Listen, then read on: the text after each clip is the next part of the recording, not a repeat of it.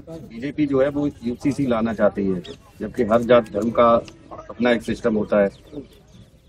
जो भारत के संविधान में कहा गया है कि ये भारत है, ये धर्मनिरपेक्ष है, तो मैं समझती हूँ इस तरह की परिस्थितियां मौजूदा सरकार वोटों के बंटवारे के लिए लाना चाह रही है। और मेरा मानना है कि जो मूल मुद्दे हैं अभी देश में, आप लोग देख रहे होंगे लगातार किस तरह हमारे किसान लोग संघर्ष कर रहे हैं और कैसे उन पे हथियारों का प्रयोग हो रहा है और छर्रों का भी प्रयोग हो रहा है, साथ में सैनिक शस्त्रों का भी प्रयोग करने की सरकार सोच रही है।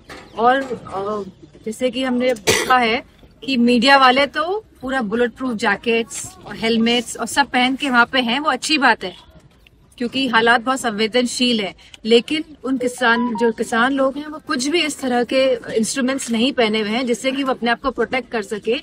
और सरकार द्वारा लगातार उन पे छर्रे छोड़े जा रहे हैं, रबर बुलेट्स, आंसू गैस छोड़ी जा रही है।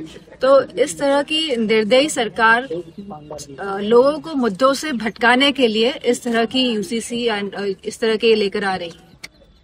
अनुराग ठाकुर ने कहा है कि अगर जैसे पंजाब सरकार जो समर्थन कर रही है किसानों का, तो वो अपने राज्य में एमएसपी क्यों नहीं दे देते? मैं समझती हूँ एमएसपी जब बजट में आनी चाहिए थी, वादा किया था भाजपा की सरकार ने, केंद्र की सरकार ने। उत्तर प्रदेश में चुनाव होने जा रहे थे, तभी ये 3 कानून वापस लिए गए थे और उसी समय वादा किया गया था कि एमएसपी दी जाएगी।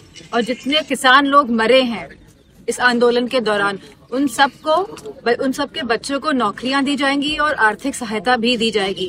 तो सरकार जो कहती है वो उसमें बिल्कुल खरी नहीं उतरती है। अब समय आ गया है कि सरकार जो कहे।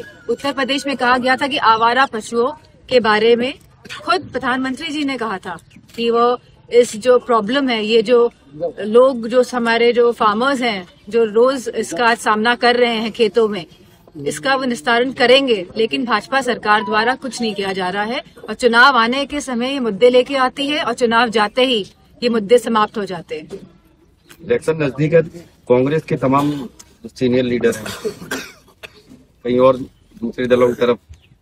ये तब कांग्रेस से पूछिए।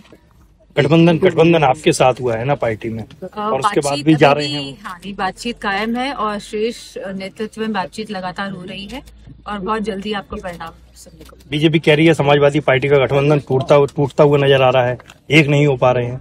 बीजेपी को तो खुश होना चाहिए, वो ज्यादा से ज्यादा लोगों को अपने अंदर समाहित करती जा रही है, लेकिन जो जनता के जो मुद्दे हैं वो उन पे बिल्कुल ध्यान नहीं दे पा रही है।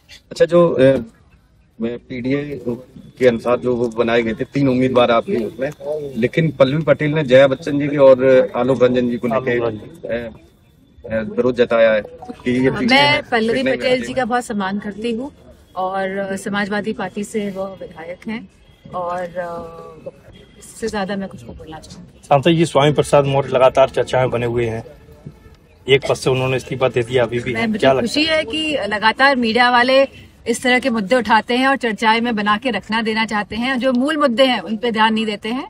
तो मैं आप सबको भी बहुत इस बारे में मुबारकबाद करती हूँ।